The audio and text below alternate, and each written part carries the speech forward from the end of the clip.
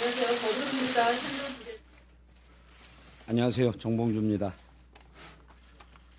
민주당 후보 부적격 결정에 대한 입장을 발표하겠습니다. 2007년 대선에서 이명박 후보와 맞서 싸웠습니다. 다스와 BBK를 끝까지 파헤쳤습니다. 지금 이명박 전 대통령을 감옥에 가게 만든 시발점이었습니다. 이명박 정권 5년 내내 저는 온몸으로 저항했습니다. 그 결과 MB의 정치보복으로 1년간 생으로 감옥살이를 했습니다. MB와 맞서 싸우지 않았더라면 감옥에 가지도 않았을 것이고 편안하게 국회의원을 잘하고 있었겠지, 이런 후회가 들었던 것도 사실입니다. 하지만 이런 고행의 길조차 정치인 정봉주가 민주당원으로서 자랑스럽게 살아온 여정이자 발자취였습니다. 감옥 출소 이후 10년간 피선거권이 박탈되어 정치를 할 수 없을 때도 그 누구도 원망하지 않았고 민주당에 대한 서운함조차 전혀 없었습니다. 2년 전 이른바 미투라는 불미스러운 사건이 있었습니다. 저희 민주당 복당이 막히고 서울시장 출마도 불어댔던 정치적 처벌을 받았습니다. 저는 그저 공인으로서 사회적 물의를 일으켰다는 이유 하나로 정치적인 명예회복의 꿈을 접고 사라졌습니다. 이후 2년 가까이 혹독한 재판을 거쳤고 완전하게 무죄 판결을 받았습니다. 형사합의 21부 김미리 여성재판장은 판결문에서 성추행 주장의 유일한 증거인 여성의 이메일을 언급하며 작성자 스스로 이미 거짓이었음을 인정하고 있다며 성추행 사실도 인정될 수 없다라고 밝혔습니다. 검사가 미투 가해자라고 명시한 것에 대해서도 예단을 형성시킬 우려가 있는 상당히 부적절한 기재라며 미투가 아니라는 점을 분명히 했습니다.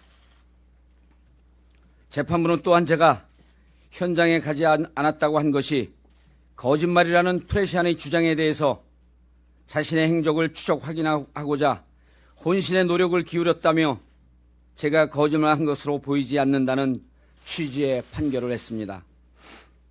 저를 둘러싼 모함에 대해 재판부는 판결문을 통해 모든 답을 다 제시한 것입니다.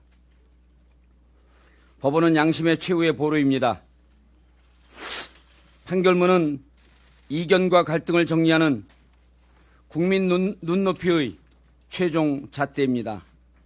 공관위원들에게 이 법원의 결과를 제시하고 판결문을 꼼꼼히 살펴달라고 정중하게 요청했습니다. 당원과 유권자들에게 심판받을 기회를 달라고 호소했습니다. 그러나 저는 민주당 후보로서 부적격이라고 합니다. 납득할 수 있는 법적 근거와 규정은 없지만 국민적 눈높이와 기대라는 정무적 판단 아래 감정 처벌을 단행한 것으로 보입니다. 원통하고 서러워서 피를 토하며 울부짖고 싶은 심정입니다. 민주당 당원 여러분, 저는 또 이렇게 잘려나갑니다.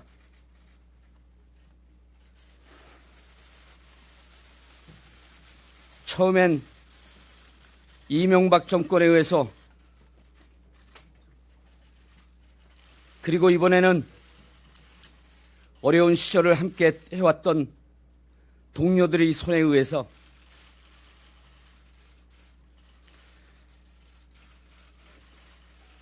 하지만 저 정봉주를 잊지는 말아주십시오. 저는 영원한 민주당 당원입니다. 참을 수 없는 고통으로 눈물을 삼켜야 하지만 문재인 정부의 성공과 정권 재창출을 위해서 주어진 분야에서 다시 최선을 다하겠습니다. 온갖 고통과 어려움을 이겨내며 만들어낸 문재인 정부이기에 모두 함께 지켜내야 합니다. 민주당 당원 동지 여러분, 저희 슬픔을 뒤로하고 이제는 총선 승리를 위해 온 힘을 다해 주시기 바랍니다. 그리고 언제나 앞장서는 데 두려움이 없었고 고통스럽더라도 그 결과를 담대하게 받아들였던 저 정봉주를 꼭 기억해 주시기 바랍니다. 상급심에서 무죄 판결을 받아 저를 모함하거나 음해하는 세력이 더 이상 다시는 발을 붙이지 못하도록 하겠습니다. 이 순간 찢기고 상처투성이인 모습이지만 저 정봉주는 결코 죽지 않을 것입니다. 저를 지지해 주신 수많은 분들, 부족한 제 모습에 너무 송구스럽습니다. 민주당 당원 동지 여러분, 사랑합니다. 그리고 너무 감사했습니다. 2020년 2월 11일 정봉주였습니다. 감사합니다.